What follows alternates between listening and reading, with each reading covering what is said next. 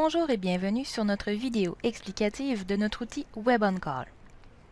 Dans cette vidéo, vous serons présentés comment vous connecter et comment faire usage de cet outil.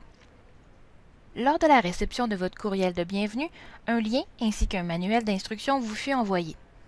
Voici une autre manière de pouvoir accéder à l'outil WebOnCall.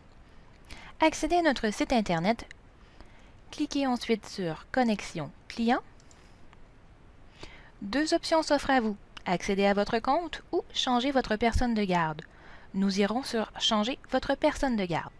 Est maintenant venu le moment d'entrer vos informations de connexion fournies dans votre courriel de bienvenue. Rentrez votre nom d'utilisateur ainsi que votre mot de passe, puis cliquez sur Login. Vous voici maintenant connecté.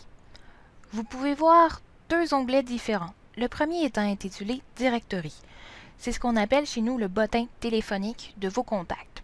Vous pouvez y voir vos employés, ainsi que les numéros qui y sont attribués. Pour voir tous les détails, il vous suffit de cliquer sur le nom et la description s'affichera à la droite.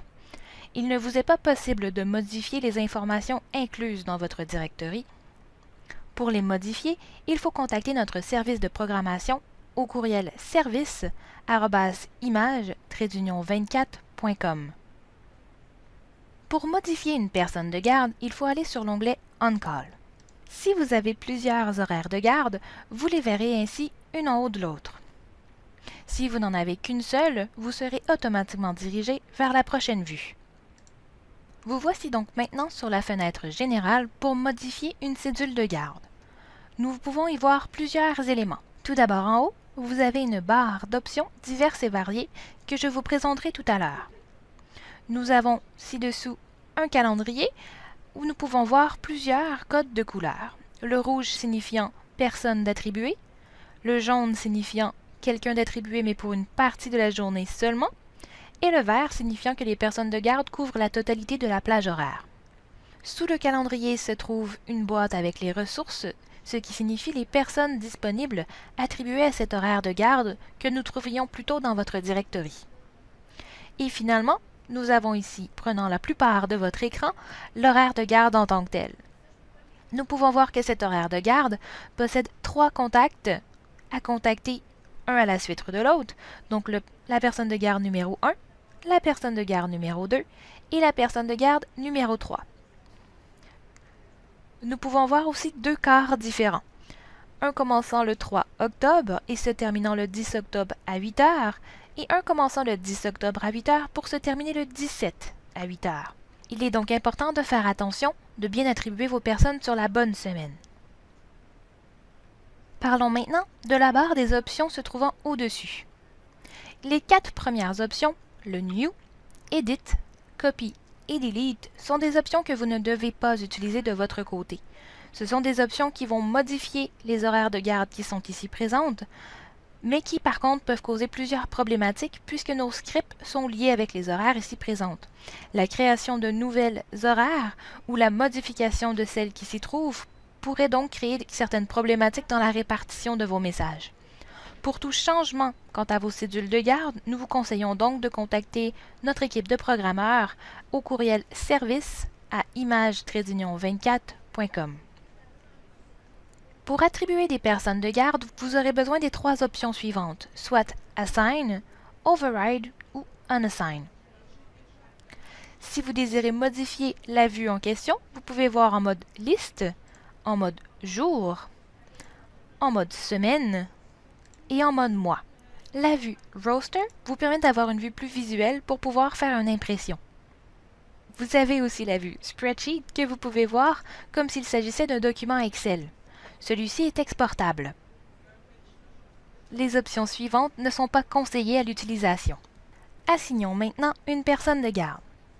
Dans le calendrier de gauche, sélectionnez la date du début du quart de travail pour lequel vous désirez assigner une personne en devoir.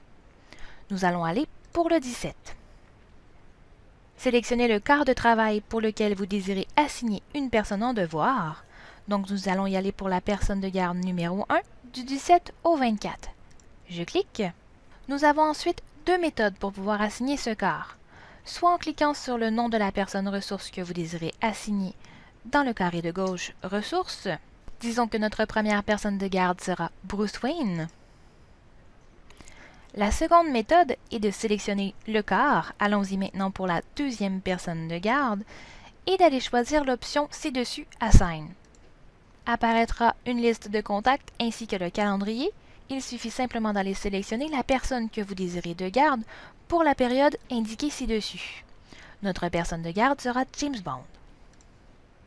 Vous avez probablement vu d'autres options en cliquant sur Assign, comme la barre Commentaires ou le Call Order. Nous vous déconseillons de toucher à ces options puisque celles-ci pourraient interagir avec la programmation de votre compte. Nous vous conseillons donc d'attribuer simplement le contact de garde.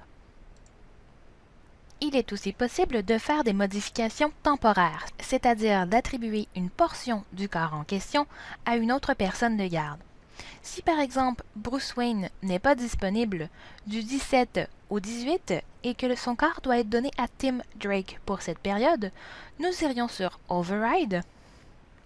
Nous irions sélectionner les dates de début et de fin, donc nous avons dit du 17 jusqu'au 18, 8 heures du matin nous convient, et allons sélectionner la personne qui devra remplacer, donc Tim Drake.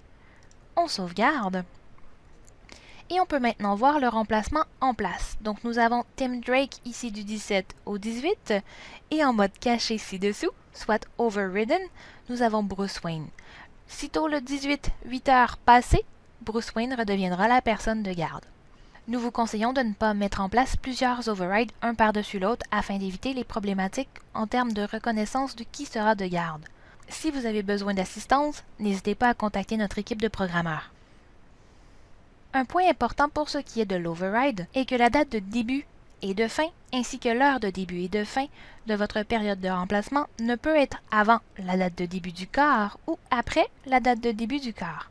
Ce qui signifie que si vous désirez faire un remplacement du 24 à minuit jusqu'au 25 à 8 heures du matin, il vous faudra donc faire la portion du 24 de minuit à 8 heures, ainsi que celle du 24 de 8 heures jusqu'à 8 heures le 25 au matin. Dans le cas où vous essayeriez de faire un changement qui dépasse les dates du quart, un message d'erreur s'afficherait. Soyez aussi vigilant si vous entrez la date manuellement plutôt qu'en la sélectionnant dans le calendrier. Le format est d'inscrire le mois tout d'abord, la date ensuite et finalement l'année. Nous vous remercions de votre écoute et n'hésitez surtout pas à nous contacter si vous avez de plus amples questions. Bonne journée!